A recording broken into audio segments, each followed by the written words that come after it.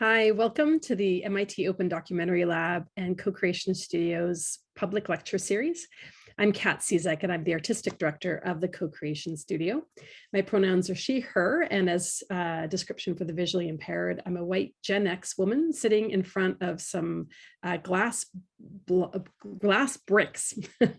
Today, I am now in what's called Toronto, Canada, situated on the treaty land and territory of the Mississaugas of the Credit and the traditional territory of the Wendat, Haudenosaunee, and Anishinaabe.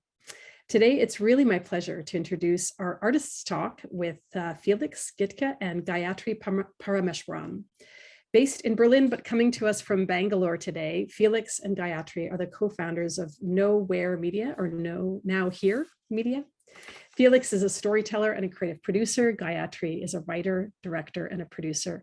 They're both Sundance New Frontier alums, and their work has been shown at Venice, Tribeca, IDFA, South by, Cannes, United Nations, and far beyond. It's really an honor for me because I first met Gayatri and Felix at an intensive workshop in Italy in a medieval monastery 6 years ago. And since then, I've really had the pleasure of witnessing them develop this project, KUSUNDA, over many different labs around the world. To accomplish this work, they have pulled together a dizzying array of funding and support.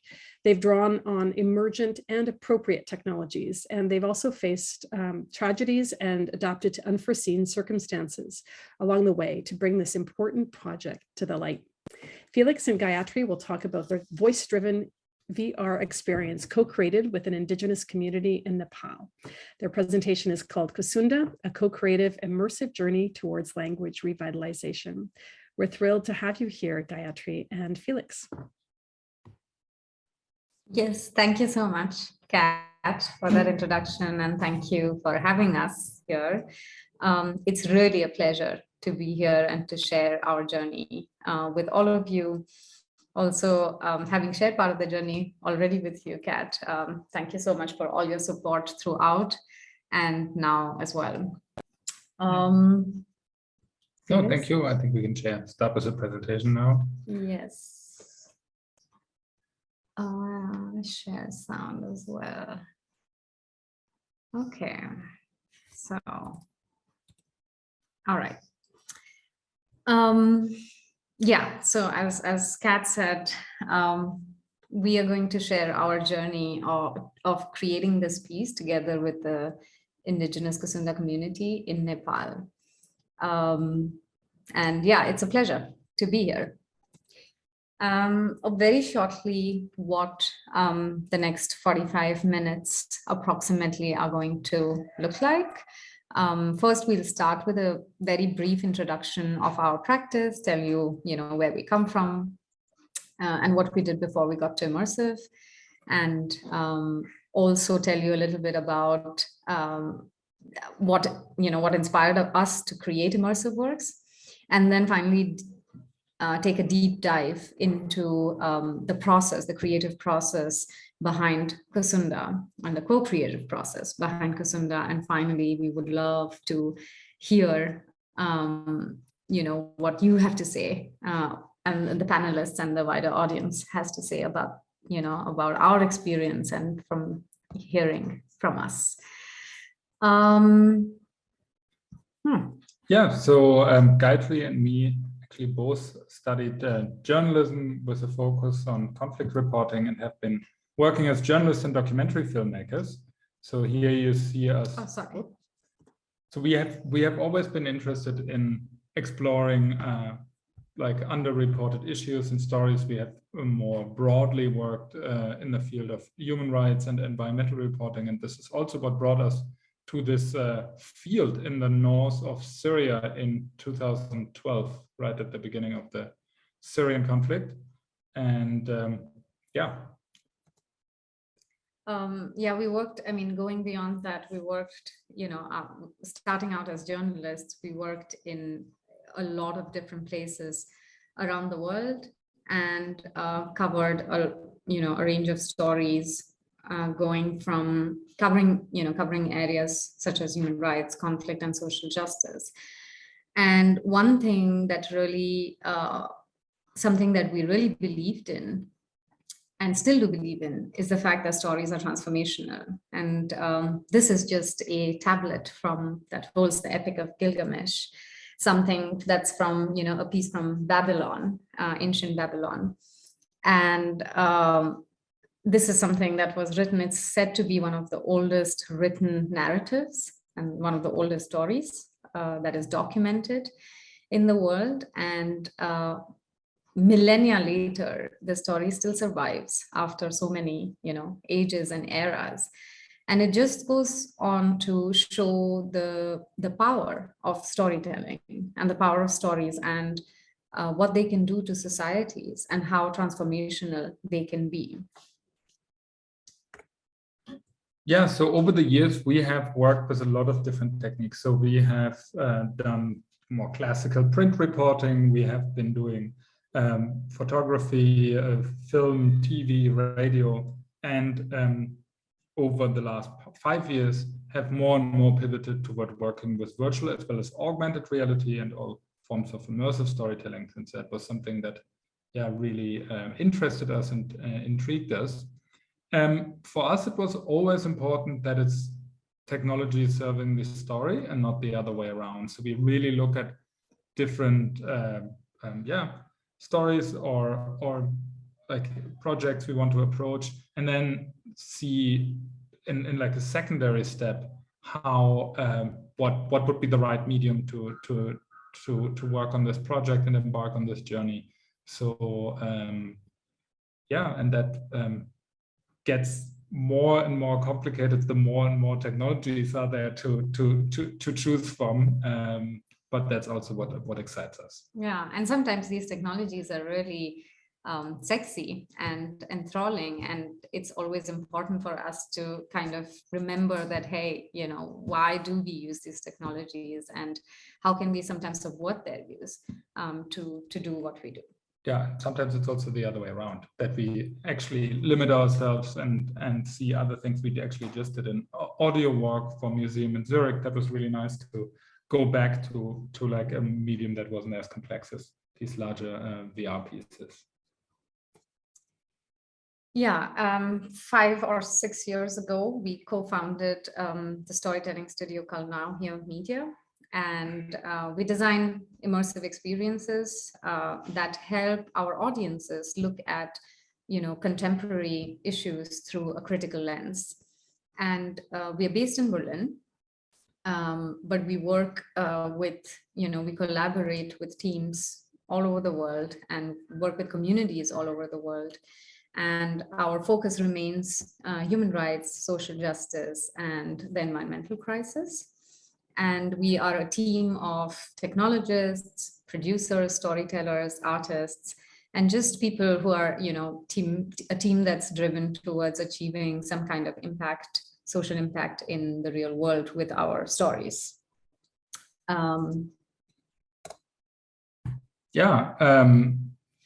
Over the years, I think for us, it became more and more clear that our work is somewhere at the intersection of technology, storytelling, and this is the kind of like bracket we found for ourselves.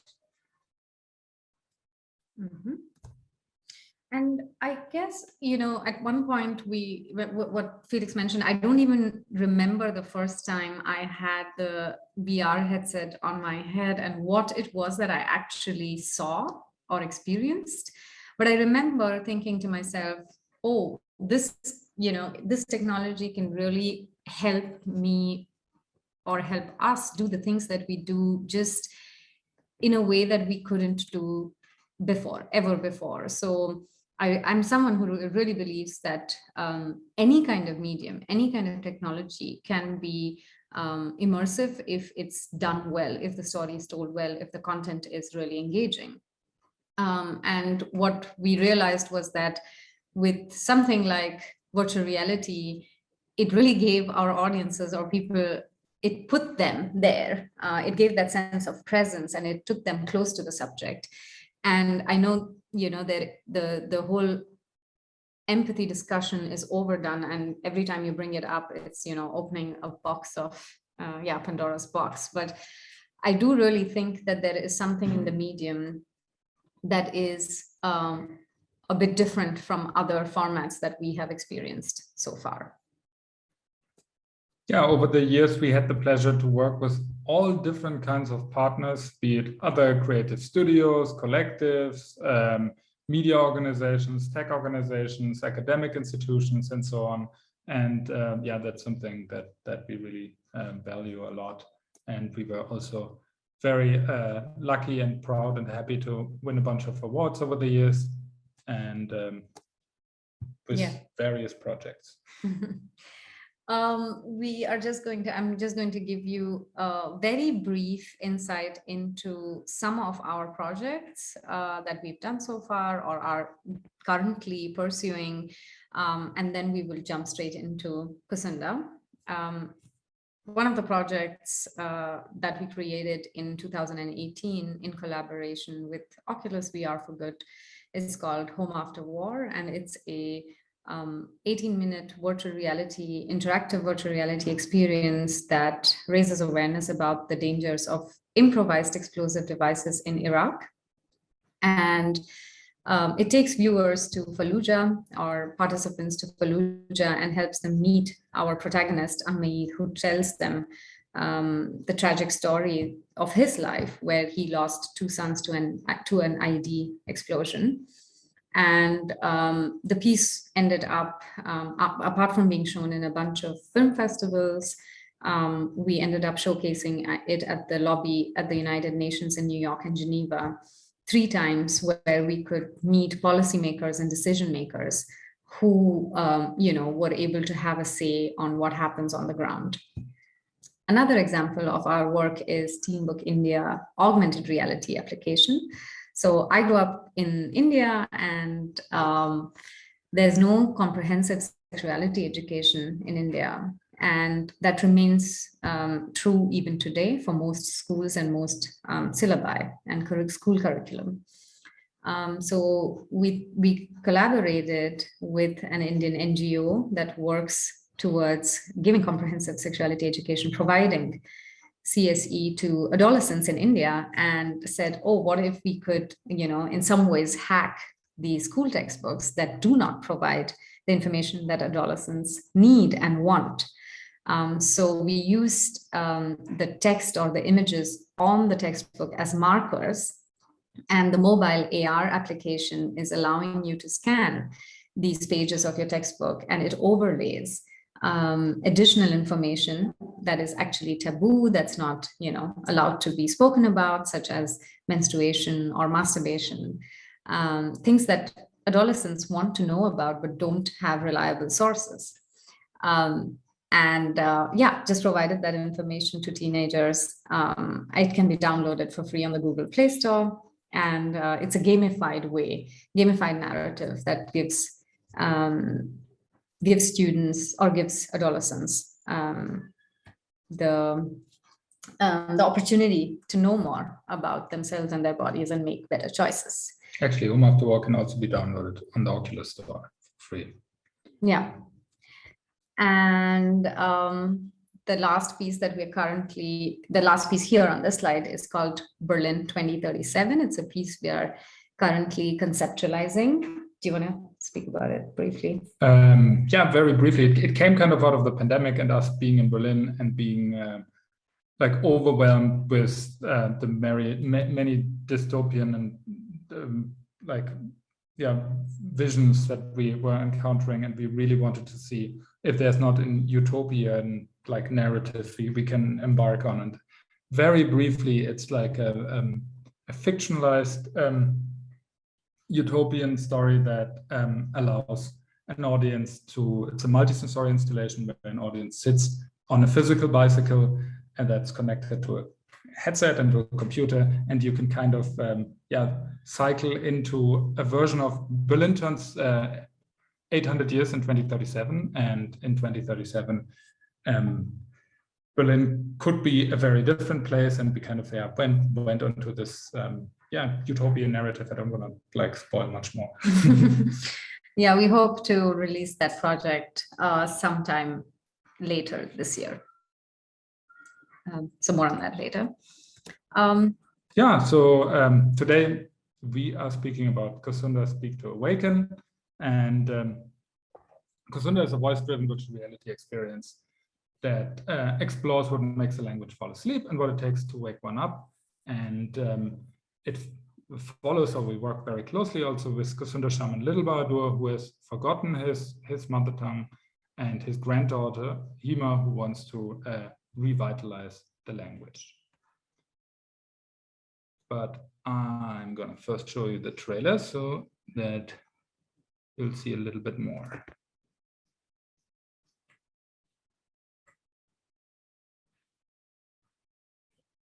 Gilangi mat oichi, gilangi mat oichi, akpe tokda gilang mangji.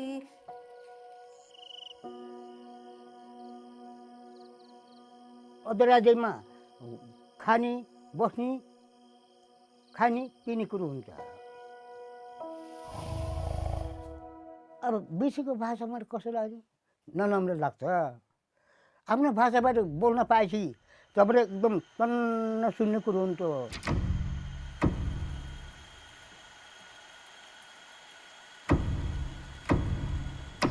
यो कुसुन्डा भाषा रहेन भने चाहिँ किन नेपालमा कुसुन्डा छ भन्ने पनि अस्तित्व रहँदैन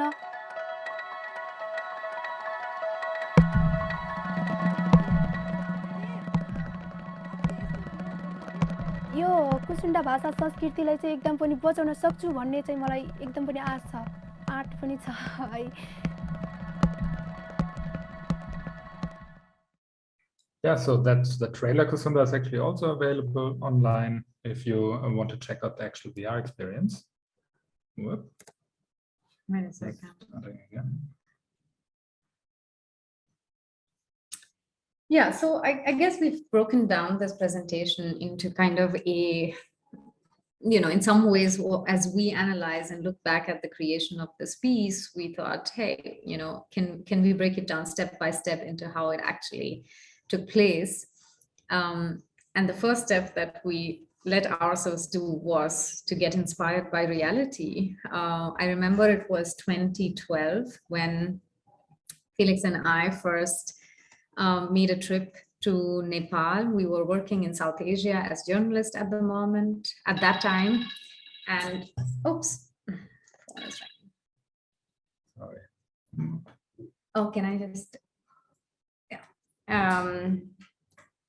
we were working in Nepal as journalists at that time, and we happened to meet a linguist in Kathmandu who told us that he was working on a language called KUSUNDA, and he was fascinated by the language because it's a language isolate, which means it's unrelated to any other language families of the world.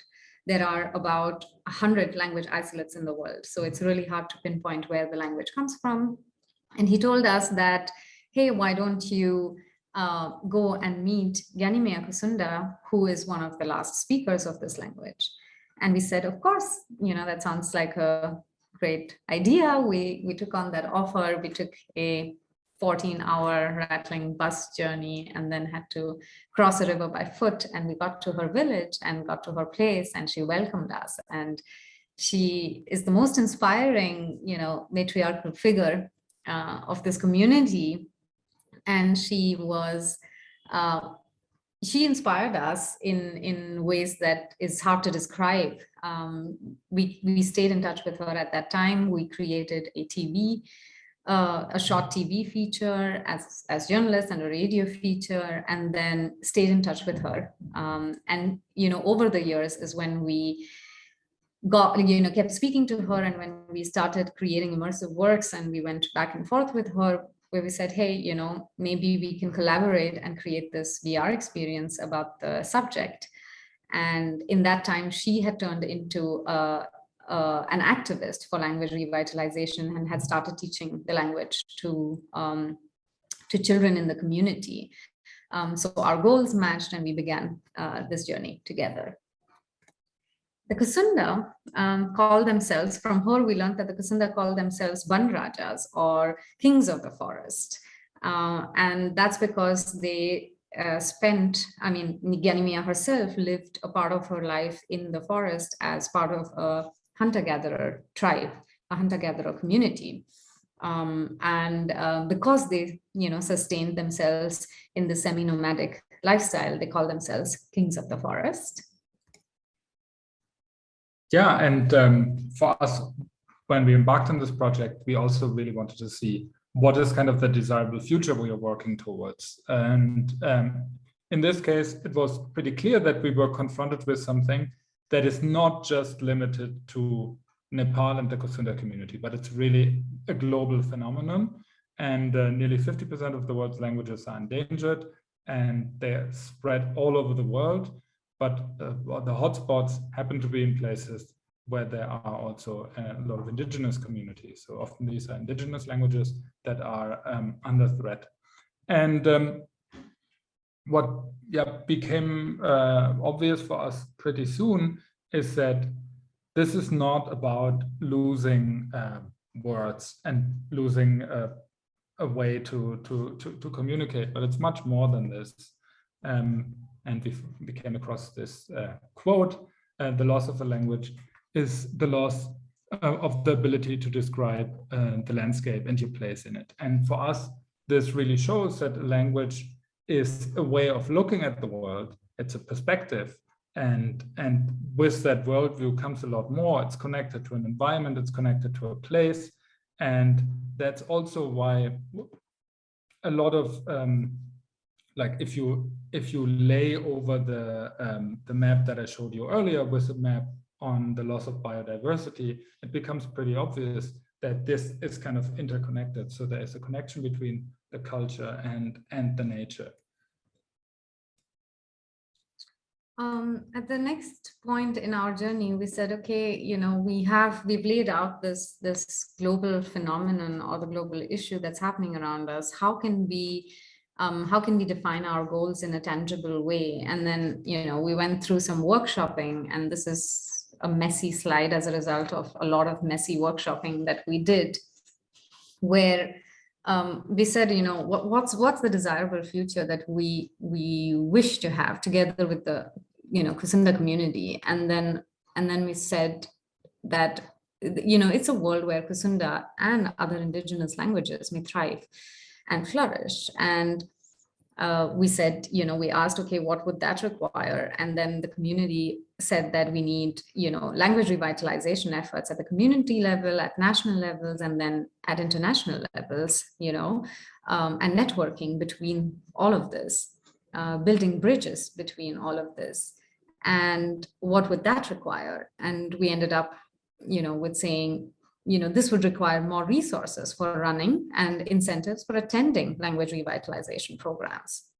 And that would require advocacy efforts, which convince the community, national and international influencers to pledge more resources for language revitalization. And as we broke that down, we realized that what would be needed is a grassroots communication campaign that stresses the importance of language revitalization in today's socioeconomic and political context, and how we see our roles as enablers in this process is that what we thought we could do is highlight one community's struggle against all odds at language revitalization through an emotional narrative, and that's how we said we could contribute to this landscape in some ways, recognizing our position here as well. Yeah, which brings us to co-creation. So neither Gayatri nor me are KUSUNDA. So co-creation was really from the beginning something that was very, very important to us. And as Gayatri mentioned, after we met Ngianimia, we were in contact with her for so many years and kind of kept in touch. And she really inspired us to embark on this journey with her. And we already had lots of workshops with her and were basically ready to go to production. In fact, we had our plane tickets already booked for the next day when we heard the news that she had passed away. And that was obviously a big shock to us, and we weren't sure what we should do, if we should even go to Nepal. But then, yeah, we decided anyway, we have the plane tickets booked, so we might as well go and meet her family, pay our condolences, and yeah, meet the people in the KUSUNDA community that we knew. So we traveled to her family, and they welcomed us, and they yeah, really pushed us, saying like, this is something that Gyanimea really wanted. She was really eager to do this project, and we should go ahead and do it. That kind of was a big challenge for us, because we were like, well, doing how? Like, we planned it all around her and with her, and she was such an important part of that we were not really sure how to go ahead. And that is, I think, when the community really took over in a way and said like, well, we know people that can also maybe replace is the wrong word, but like contribute in a similar way, like Gyanimea. And that's how we then were introduced to Little Bahadur KUSUNDA, who is Gyanimea's shaman, or was Gyanimea's shaman. And he himself actually lived 20 years in the forest, and for many of these years he was alone. So he was one of the last of a group that left in the forest and was then moving around alone in the forest. And during that time, he happened to have forgot his language, which was also something that was, yeah, really sad to hear, and symbolized so much of this loss. And he eventually settled in a small village up some really steep hill, where we went. And the first moment when we met him, he said like, oh, I have been dreaming that there would be guests coming and that you would be coming. And he welcomed us and was really interested to take part and work with us on this project. Now, we had heard prior to this that Gyanimea had like a favorite student called Hima, who is this girl who was learning KUSUNDA from her. And it turned out that Hima was Little Bahadur's granddaughter. So we also met her, obviously, and she was really enthusiastic in working with us. So we had to make sure that in a very short time, we kind of like spoke to her and developed with her all and tried to see what she thought, or what they thought about the concept and ideas we had together with Gyanimea. So yeah, this is how we started embarking with them. And I think one thing that's important to say about Hima is that she's an artist, she's a singer, and I think it was really important for her that, you know, she wanted to contribute to the project in a way that the ways that she could, and it was with her singing and her music. So she wanted to bring that into the project in some ways. And she asked if, you know, what we thought if she would write a song for the project, and we were like, of course, you know, it's up to you how you want to contribute and how you want to shape the piece. And she said, yes, I want to write a song for my grandfather. And she said, give me 2 days. And we were like, sure. In KUSUNDA, we have to say. Yeah, in KUSUNDA, of course, in KUSUNDA. And it's also kind of important to say over here that Gyanimea had told us that, because she had mentioned about Hima in the conversations that we had with Gyanimea, and she had told us that, you know, hey, there is going to be, you know, Hima is a bright student of mine, and she's a singer, and she has told me that she's going to write a song in KUSUNDA and record it, and it's going to be one of the first recorded songs in the language. So it was really interesting how, from, you know, in some ways I feel working in nonfiction, it's really important to believe in the process and give up control at some points, and let reality once again guide you, and just have faith in the process. It's really hard. It seems easy now to say this, but it's really hard to do it when you're in the middle of it and in the thick of it. But in the end, we had this beautiful intergenerational story which is in some ways kind of a macro. If you zoom out, how do languages stop being spoken? It's because people migrate. It's because there are no economic incentives to continue speaking the language. It's because of the push of the mainstream languages. The stigma associated with speaking certain languages. And, and what it takes to revitalize a language is also extreme effort and dedication, and something that Hima was showing. So we could juxtaposition this global phenomenon, or show the global phenomenon through the lens of this one family, which is a blessing in some ways.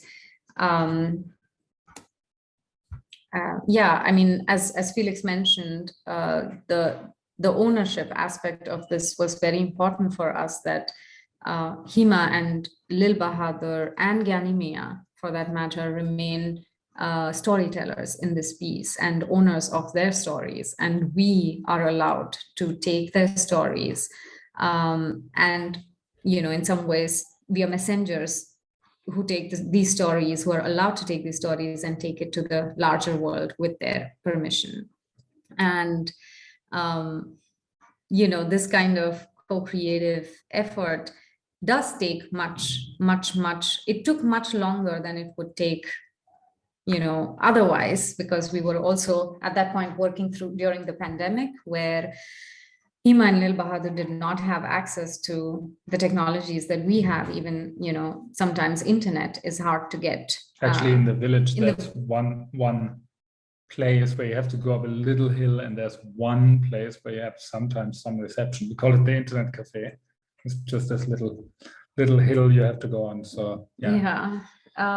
So at one point we were literally sending letters with kind of storyboards and printouts and sketches. So on the one hand, having started working with this high technology, and then realizing during the process that, actually, there is a huge digital gap that exists, and we had to use very, very low-tech methods to actually pull through this process in some ways. Yeah, and on the way, obviously, we had to adapt to many challenges. So one of the crucial things for us in most of our work is, when we work with communities, is that we don't necessarily want to do that out of their context. They should be the ones that stay in control. And so this is why we also did the setup and the whole volumetric filming in their house, because that obviously, for technical reasons, it would have been much easier to do that in a studio and not on top of this mountain in this little house where we had many issues with electricity, with space. I mean, you name it. But we do believe that it made the piece so much more, personal, and allowed them to kind of open up more and be more involved and be more confident in their position, being part of this project. And then it would have been if they would have come with us to some fancy studio. And it's important to mention here that the house, there's no kind of road leading up to the house, so we have to take the equipment up there and set it up over there. But we still, as Felix mentioned, it gives them a sense of that they are the hosts and we are the guests, and they can stay in control, and we may seek permission, their permission to do things in their space.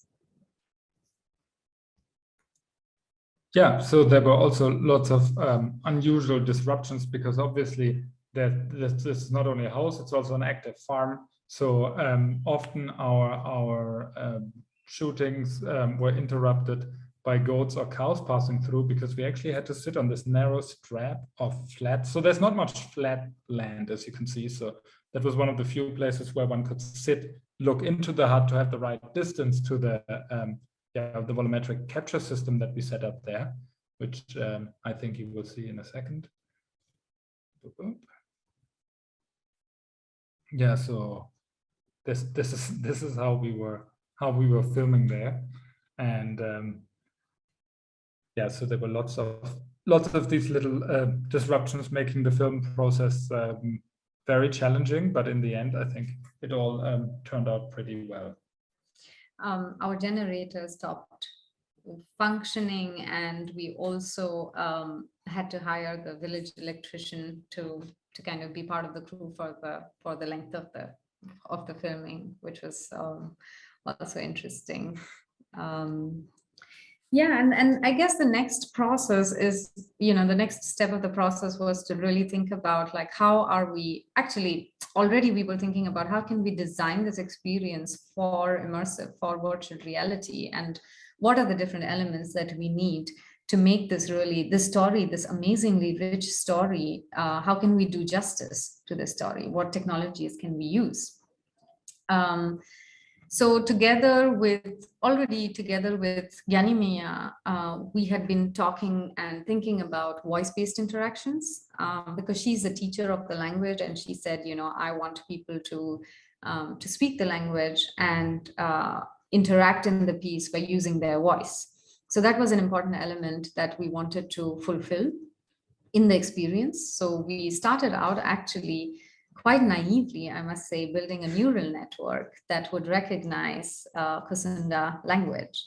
Of course, KUSUNDA is a low resource language, and it's very, very hard. I mean, any kind of neural network technology that is data-based needs a lot of data to feed it.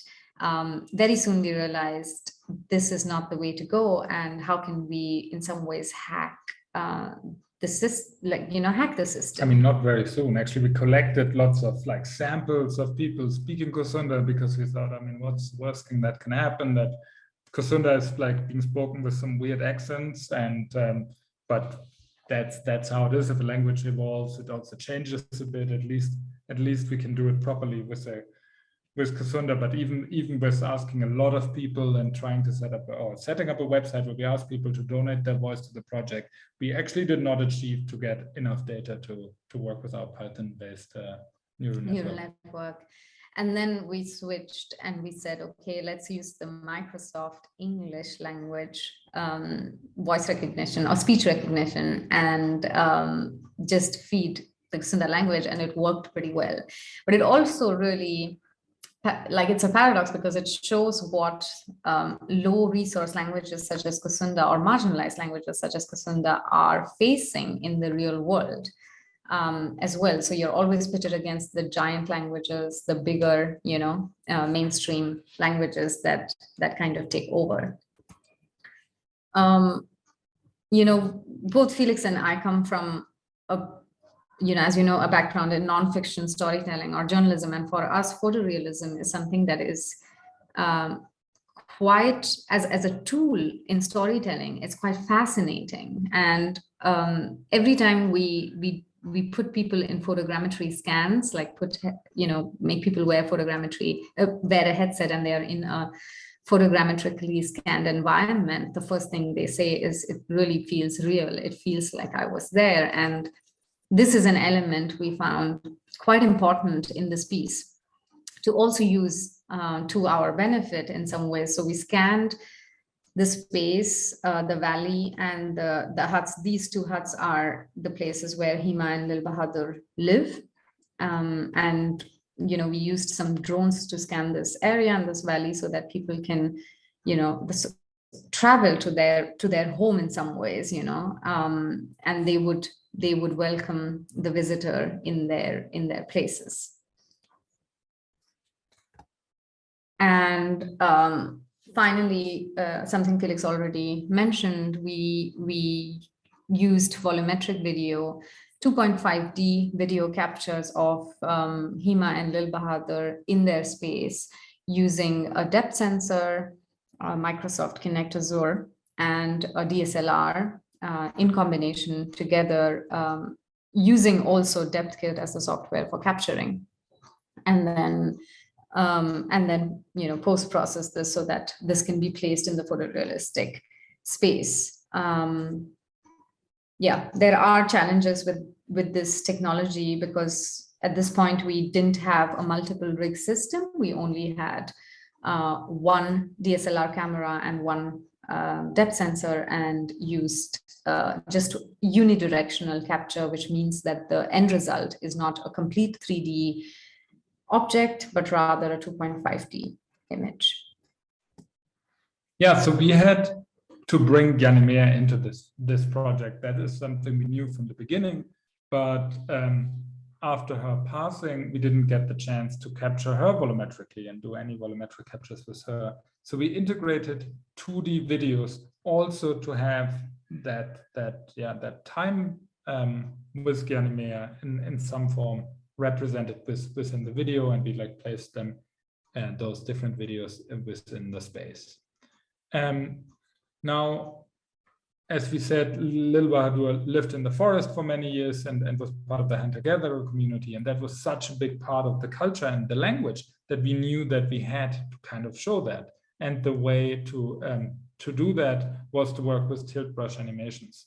And here we, again, worked closely with the community to develop a look and a feel for these places. It was important for us that especially his memories, because they're also the memories of an older man who might be not always so like full and complete. It was clear that this would be a kind of fragmented look and these kind of islands of memories in some ways that we would want to represent.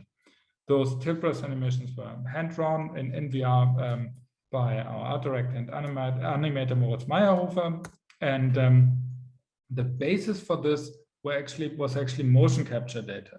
So we were working with the Zurich University of Arts to create these different motion capture scenes that we discussed at length with the KUSUNDA community to see how they would feel different scenes should be represented and done. And that, I must say, was very challenging because they were not there due to the pandemic. No one could travel. So we were in Zurich, they were in Nepal, and we were going back and forth all the time. And then they were like, often it was like small things that became challenging. Like, for example, for Lil Bahadur, it was very clear that when they were sitting around a fire, that everyone would squat. Yeah. Now, the Swiss mocap actors were not very good at squatting. So that was... They couldn't sit so long in this position. So there was a lot of back and forth about like, okay, how long did you sit? Like, oh, we sat the whole time like this and so on. So it was often, these small details that I think also made the experience then as true to, his memories as possible, since we were talking about his past and we really wanted to recreate the stories and narratives from his time in the forests, as accurate and as possible. Yeah, and I guess one thing to also mention here is that for an independent documentary project like KUSUNDA, it would have been impossible to do this kind of motion capture with a system like an OptiTrack system and a large volume space. And it was only possible because of the cooperation with the university and residency that they offered. So when we are thinking, when people think about projects and where to get support, I think it's not always about the cash that you can get, but sometimes the in-kind contributions can be really take you a long way.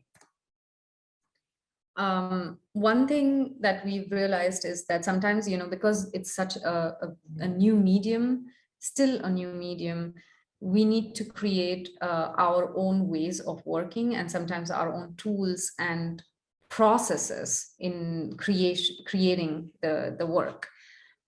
So normally we start out, I think I'm missing a slide here, but anyway, we start out with a script that is a normal, like a traditional film script in some ways, that just breaks down, it's just fully text and goes through the piece with what dialogues and what happens around the experience. And then we break down the script scene by scene based on visual, audio, and interaction. So that we understand, okay, these are the three different elements in this piece. There was interaction involved, so it made sense to include interaction in the piece. And once again, finally, when we are locked on the script, we break down each scene into sub-scenes and then break it apart into different elements, once again, in visual and audio categories, as well as interactions, so that it becomes very easy for us to identify where and when something is not working.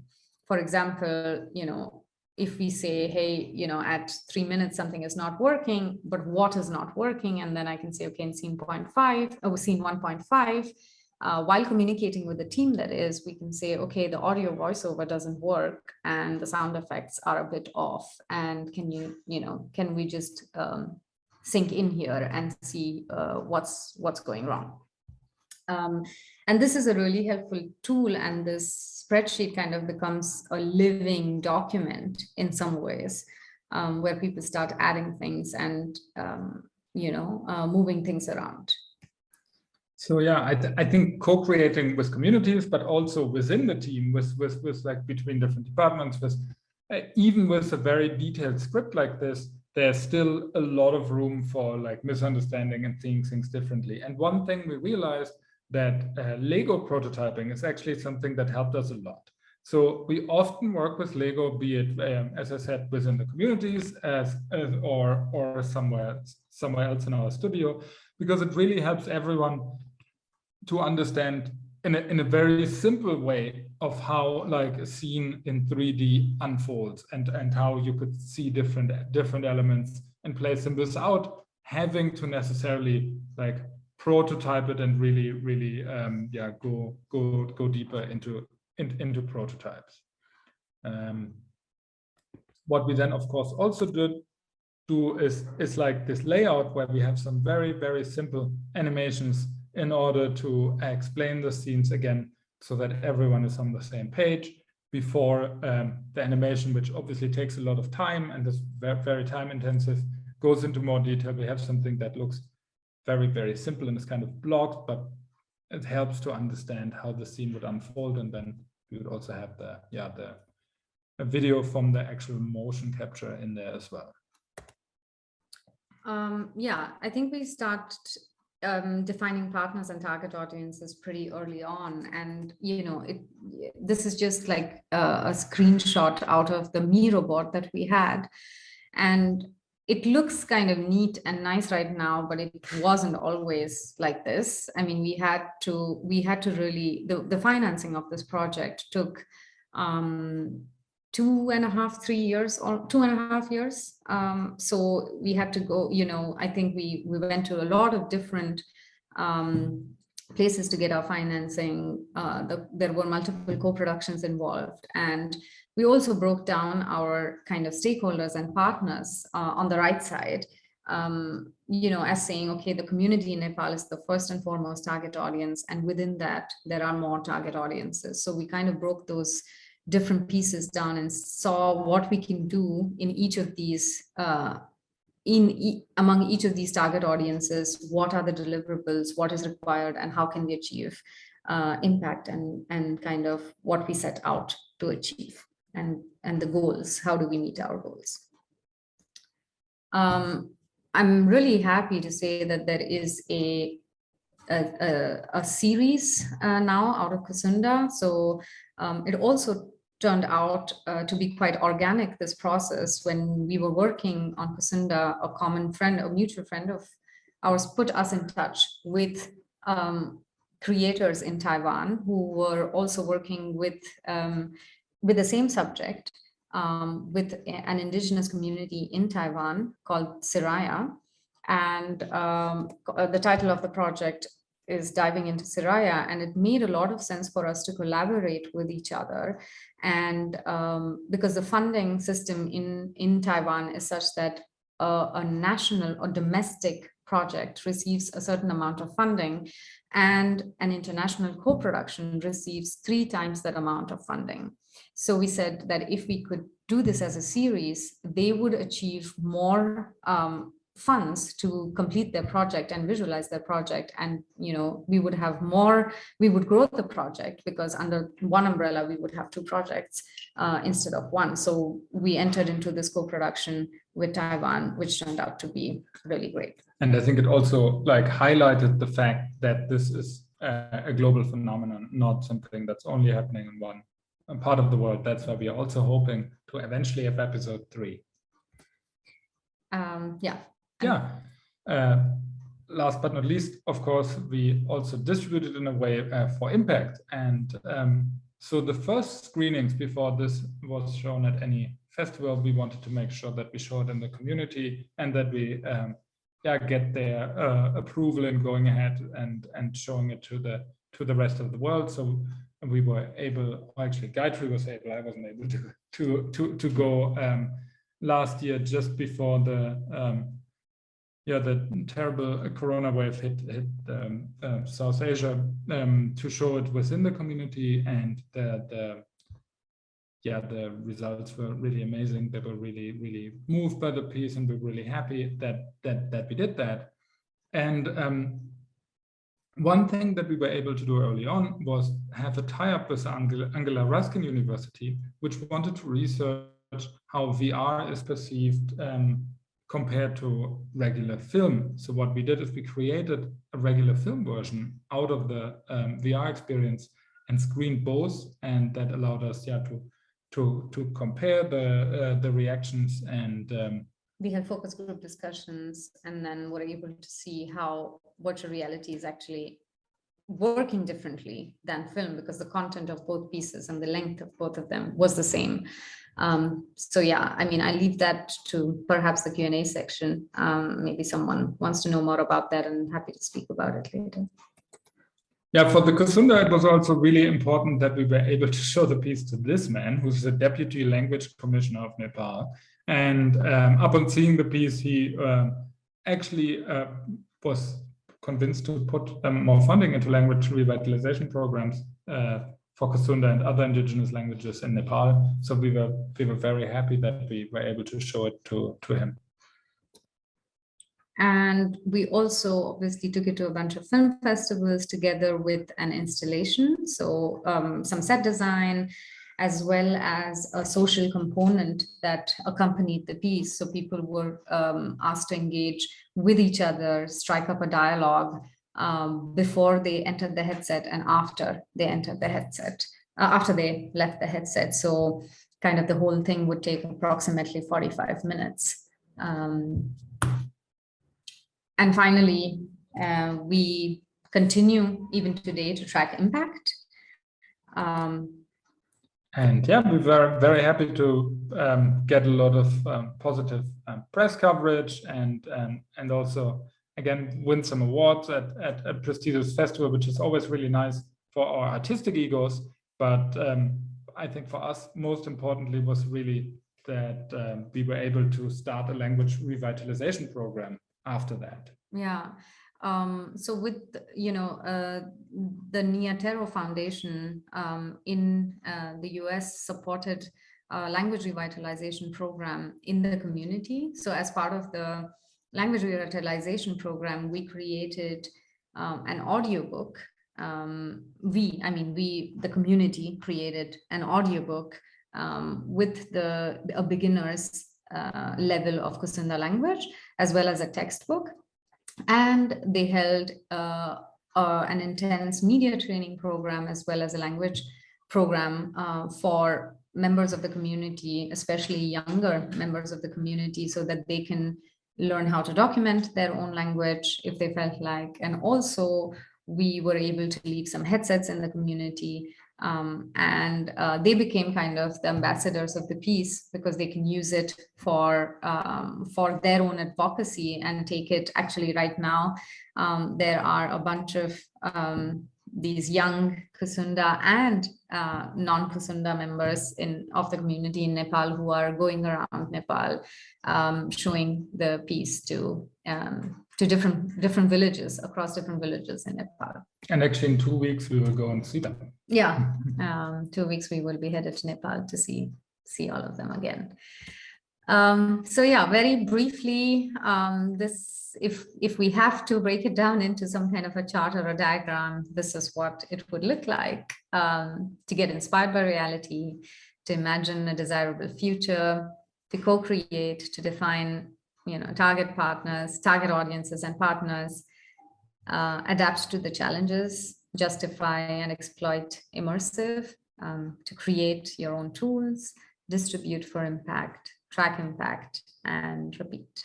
So that's it from us. Sorry if we are sounding a bit tired. It is 11:30 p.m. in Bangalore at the maybe moment. I want to mention one thing at the end. If you are speaking about us and we, obviously in this piece there was the KUSUNDA community involved, but also many other co-producers, funders, so many different people that team members, like our team was pretty big. You will see that in the credits. So it's us representing that team here. So yeah, thank you so much.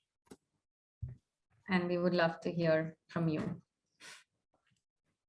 Thank you so much, Gayatri and Felix. That was really fabulous presentation, with just wonderful to follow your very tender and responsive approach to the work. And when you say, speak to awaken, it seems to be a motto for your project, but it's also about listening, and you really listen deeply and you enter into dialogues with all the co-creators, which is really a beautiful process to witness. So thank you. Let's start with our esteemed group of panelists here from Open Documentary Lab, and ask if anybody has questions, and then we can turn to audience questions a bit later. Amber. Hi, thank you so much for a wonderful talk and project. I actually experienced it in Tribeca, and I was very surprised by how, well, first of all, I was afraid because it was like a long, project in VR, and I was afraid of getting busy or whatever, but actually I didn't, which was amazing for me, and it actually kept me engaged through the whole project. But something that amazed me was the fact, more than like the story of like the recording, like the language, was how you were thinking about the process and how you were actually, like for me, there were like two stories like in the project, right? The one about the language, but the one about like creating the project and the process. So I would want to ask you, like, how did you manage to combine those two or balance it in the project within, within the experience? Yeah. I guess actually we were part of the Sundance lab where, engaging with amazing mentors and sparring partners like Kat here, we realized that a lot of immersive documentaries end up being shown as if it all happened exactly like that. And we wanted to kind of break that. There is no fourth wall, but if there were, and to show actually how the piece got made within the piece. So we found it important to expose ourselves, make ourselves vulnerable, also acknowledge what mistakes we've made, or how the process came to be, so that also working on this subject with this community, as being non-Indigenous creators, we also had to acknowledge who we are and kind of in some ways come clean. So that was our motivation in this whole process. And it also makes, what we've heard in terms of feedback is that it makes the viewing process just feel more authentic. And in some ways, there are rough edges and there are artifacts and there are glitches throughout the project. And it just also makes it okay to have those in there. Thank you. I'll barge in. So thanks so much. I am so moved and impressed by the kind of nuance of thinking. And, Kat and I have spent a lot of time looking at co-creative practices, and this just sounds wonderful. And attentiveness to things like the Legos and university partnerships, and and it's just across the board. It's impressive. I cannot resist the baited hook you threw into the water. Film versus VR, which seemed to me that film would be a very effective way to it's a great way to direct an audience, to construct and shape, and to really shape an experience in a way that VR allows people to explore experience, but doesn't necessarily keep them on track. So I'm really intrigued by that study you did and what you found. Yeah, I can take this shortly, and I'll hand it over to you, Felix. So right now we are actually doing the last phase. When I say we, together with the university, the Anglo-Ruskin University, there's the last phase of the project still ongoing. So the research is still not published, but it will be published at some point next year. We're actually publishing the results of the project at the British Academy Summer Showcase in London sometime in June. So I can only, at this point, I can share some anecdotal evidence, so to say.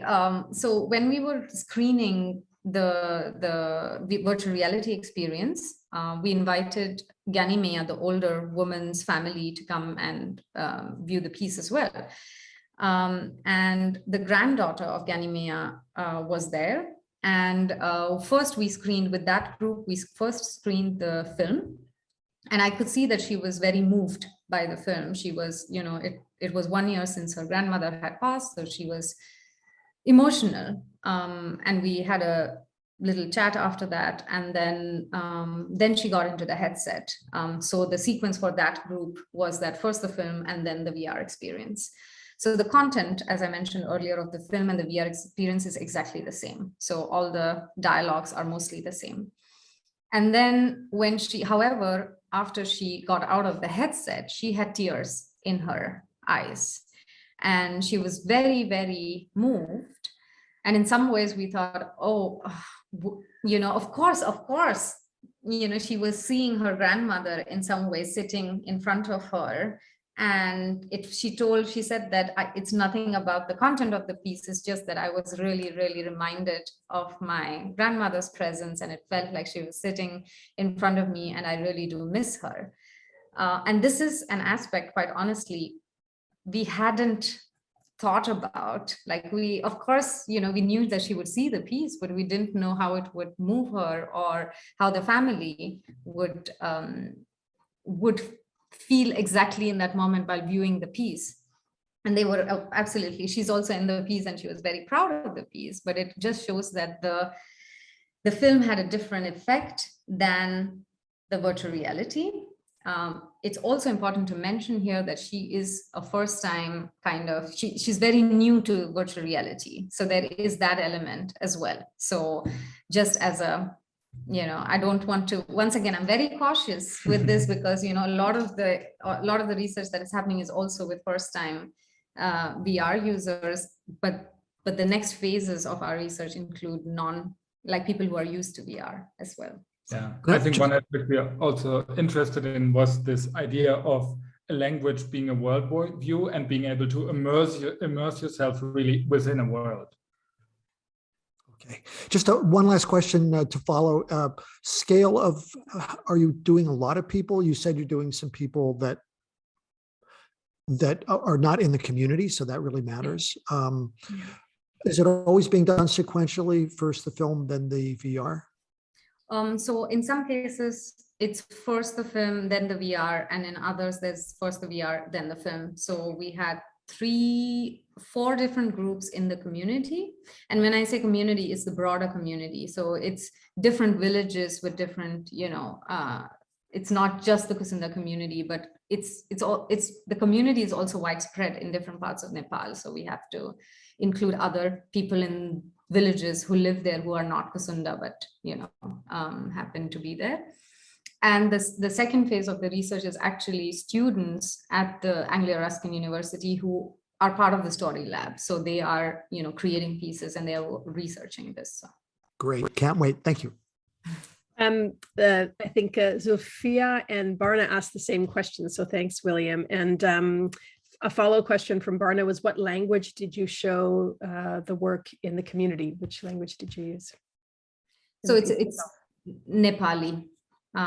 So the original language, there is not, because Lil Bahadur doesn't speak so much KUSUNDA anymore. He speaks Magar, the Nepali Magar language. So most of his part, which is almost 60% of the piece, is in Nepali Magar, and then only a part of, and because Hema is learning the language, she's also not fluent.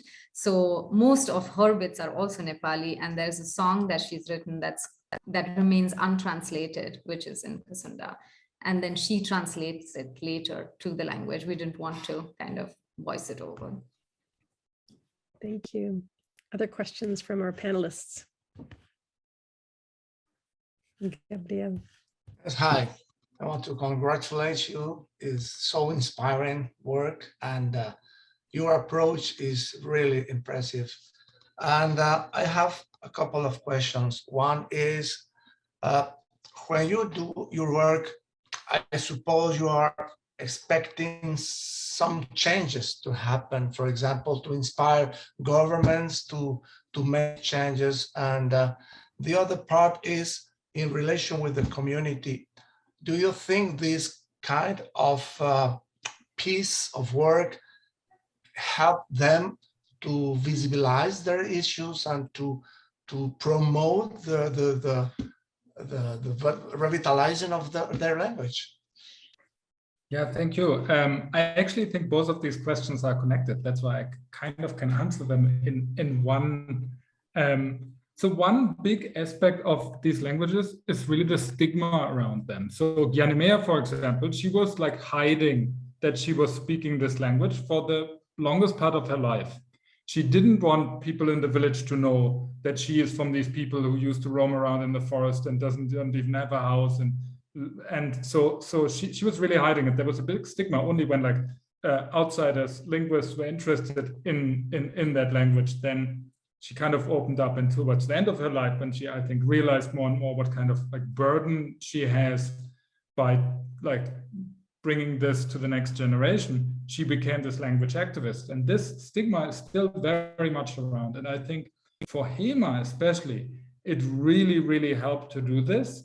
And to also do this song in KUSUNDA. And what her next like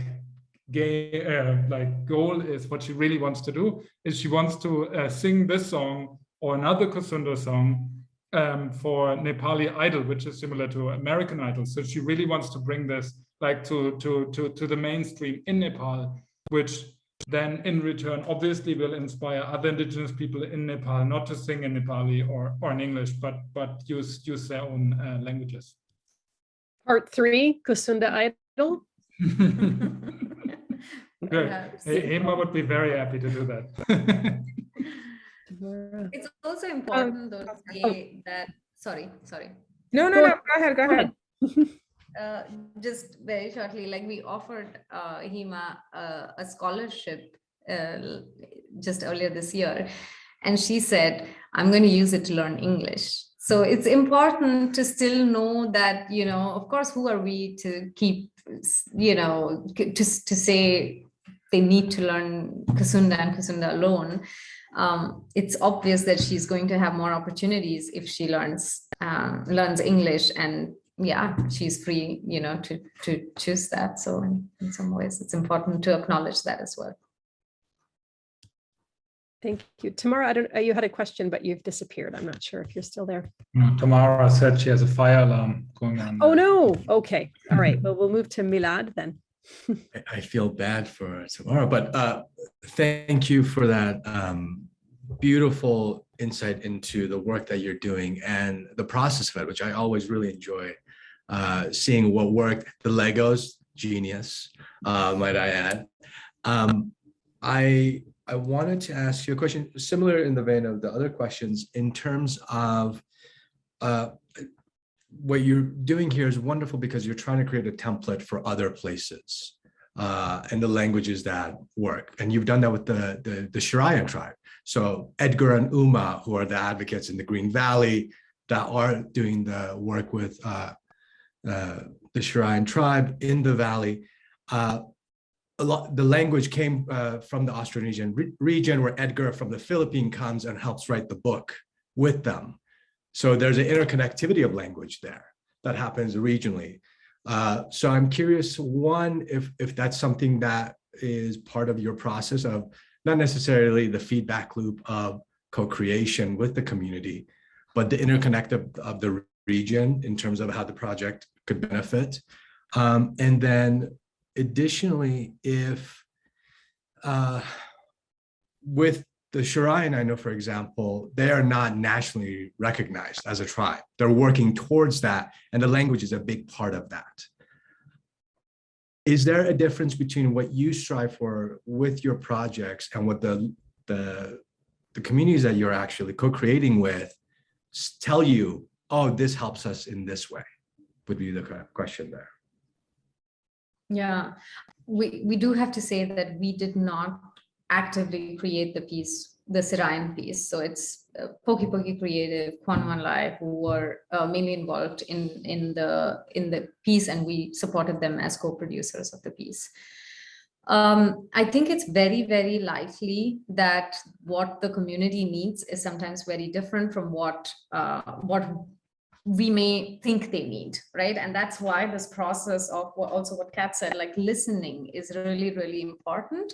For example, when we were applying for the funding or the grant for language revitalization, of course, the community wanted language revitalization, but they also said that, hey, we want to know how to use Gmail, you know, and we want to know how to use social media. We want to be able to upload our lessons onto YouTube.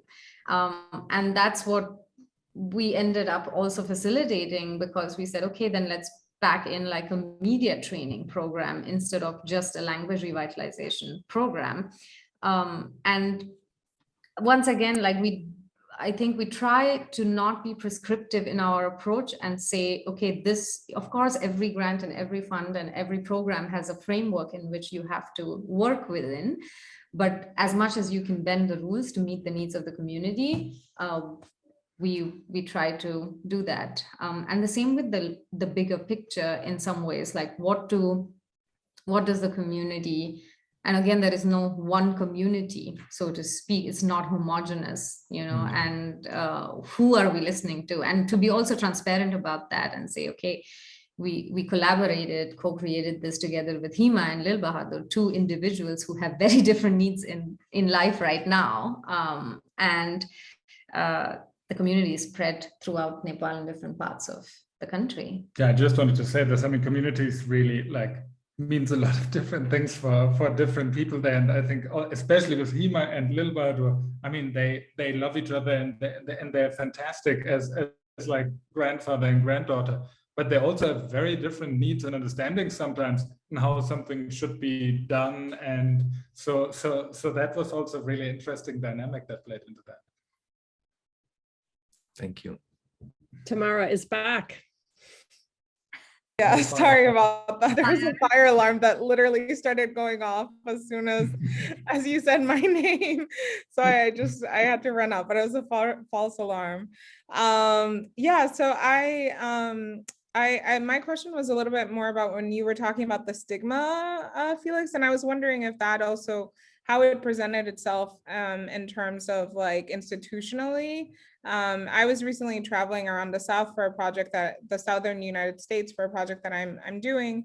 And I visited like a Gullah Geechee community, which is in like the Southeast, like part of the US. And they speak a mix of African languages that have some English mixed into it. And people in that area, even though they're like born in the US and they speak this language, they were put in like remedial classes or discriminated against in the educational system because of this other language knowledge that they have. And I was wondering if things like this were happening and kind of, I guess, backing off of Gabrielle's question, how do you see your project maybe potentially impacting some of these institutional implications, I guess? Yeah, I think that's very much happening all over Nepal. And I think it takes a very, very long time to change that. I mean, the good thing is that at least the Language Commission and these people within the government are seeing that and wanting to change that. But like on a local level, if you speak to, I don't know, local administrators or schools and so on, there's very much discriminations and discrimination when it comes to that. And we also hope that by doing this piece that we help them kind of to validate that cause in some ways, because it's weird that it sometimes, I wouldn't say need that, but it helps to get some outside acknowledgement of that being something that's like worthwhile, which is weird that you need some outsiders to come and say, well, this is interesting, so that people even start looking at that. So that was definitely something that was happening there. And historically, there has been major, discrimination and marginalization and injustice that has happened. And there have been some, so I mean, we just also know from our conversations with Gyanimia KUSUNDA and Lil Bahadur that they would, they would come down to the villages when they were living this semi-nomadic lifestyle to sell their produce in the markets. And that wasn't a pleasant experience because they would get tricked sometimes, they would be told off as people who, live in the forests and not civilized. Had something where they wouldn't even call them humans or something like this. That was really, really, I mean, there were horrible things like this happening. Yeah, and it has taken a lot of effort to get to this point where the indigenous groups like KUSUNDA are reclaiming their place in society because, for instance, you might have noticed that they call themselves Hima KUSUNDA, Lil Bahadur KUSUNDA, and Gyanimia KUSUNDA. It wasn't always like this. They would try to hide the KUSUNDA in their names, and now it's time, like they have changed their approach and they are reclaiming their identity and putting KUSUNDA as part of their names, as their last names, using it as their last name. So that's a marked change, but it's a process and it's not complete, not at all. Thanks. Sticking to language revitalization, we saw the commissioner with that set and their mask on too, fully covered face. But Judith Aston in the comments asks, what is the commitment to language revitalization at the regional and national level in Nepal? Given the indigenous languages are so linked to biodiversity, this wider commitment beyond the communities themselves seems key, especially when the economic realities are often so stark. Yeah, actually, a lot of the support that the Language Commission is now offering are individual scholarships. So for people such as Hima to continue studying. So they might not be directly linked to the language itself, but they address needs of a community. And they say, okay, this person, in order for the person to continue even to be able to learn the language, first of all, they need to continue school and not be, especially if they are women or girls, they need to be independent. They shouldn't get married off very early, so on and so forth. So they provide education, or they provide scholarships to continue education. And there are also employment schemes that the government is offering. So a lot of the schemes that we know of and that's ongoing right now are not directly related to language revitalization. So it's employment schemes. There is also, there can be a lot done, and I do not at all want to seem like a PR person for the government, the Nepali government at all. But what we know of is that there's also allocation of land at some points that has happened, and so space to live, because they had to leave their habitat. To be able to accommodate them in a very different lifestyle, that needs to happen. So it's happening slowly. Yeah, but to get to the nature part of the question, I mean, there's still massive deforestation happening in Nepal. And like when it comes to a language being connected to a place, that's something we realized that a lot of things also get lost, because obviously Hema learns the language in a very different environment than her grandfather was speaking it in, and they're just concepts and that don't make sense or don't fit in the framework of a village that come from the forest in Nepal. Ankara Vora asks, well, first of all, congratulates you for stepping into this unknown space. And the question is about the filming process itself, how naturally and I guess asking for the natural and candidness, how candid were people during the VR process? We saw the cattle going by to stop your filming. How do characters react to these unusual setups, like the green screen and during the filming? Yeah, I think it's about time. You know, if they spend time there, they get more used to it. And I think in the sense that we said this in the presentation, it was really important to do it at their house, because it wasn't this like, it was all weird what we did there. Obviously, we bring all these weird computers and all the stuff. We did show them VR before, so that there's some understanding even long before that of like the kind of things that are possible and could work there. But yeah, I think it worked pretty well, as long as we would kind of weave it into their daily life and needs, because obviously often like this, yeah, we would have liked to do more in a day or less in a day. So it was really about like adjusting to when it fits and how they feel and if they want to continue or not.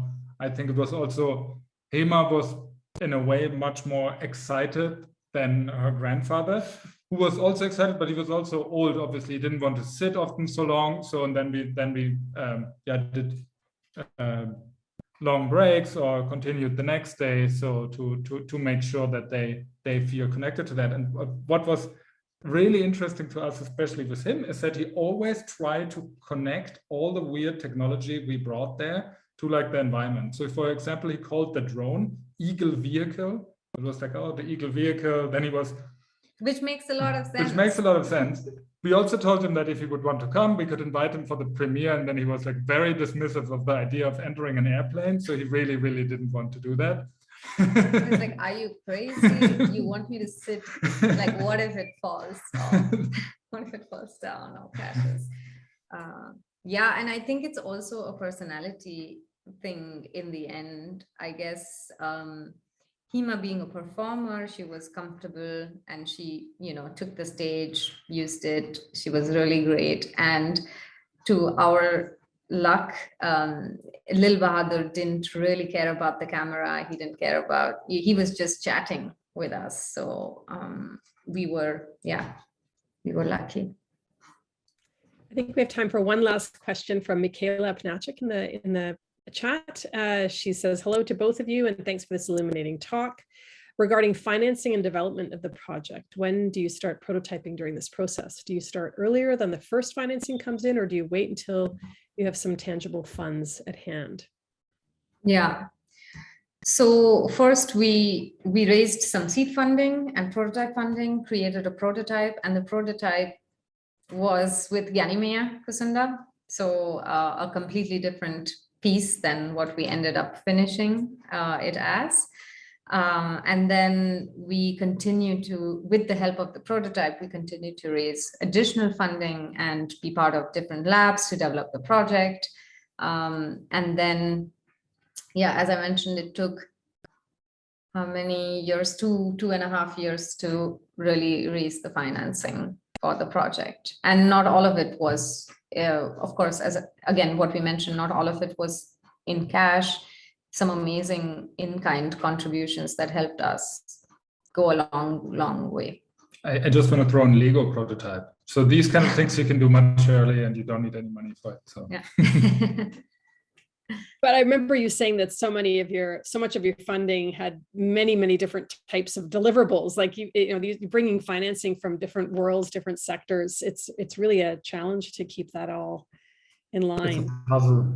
Yeah, it's a real puzzle because this little stakeholder map that we shared under each of the funders, we had, okay, what do these funders care about and how can we give them value for their money. So, you know, these might be, you know, some funders are really keen on getting press coverage. So we keep track of all the, you know, we have a spreadsheet that tracks all the press that we ever get and keep sending it to them because they really care about that. And someone else might care about, like qualitative stuff. What did, you know, curators at museums and festivals say about the piece, or what did audience members say about the piece? So we have to collect quotes and, you know, create a report and send it through. So it's really different kind of things that people care about, and it's a lot of things to balance. Yeah, and it's again you listening and bringing that back to people, which is just this wonderful reciprocity in your process. What an honor to have you here. We're so sad that this has come to the end of our time, but thank you, Felix and Gayatri, for this beautiful work and for taking the time to share your process with us. Thank you to the panelists and wonderful folks out there with the questions. Thanks to our funders, MacArthur and Ford at Just Films. And we will see you all next week, we hope, with a talk by Asad J. Malik, who will talk about holograms, AR, and something called the Mirrorverse. See you then. Thank you. Thank you. Bye-bye.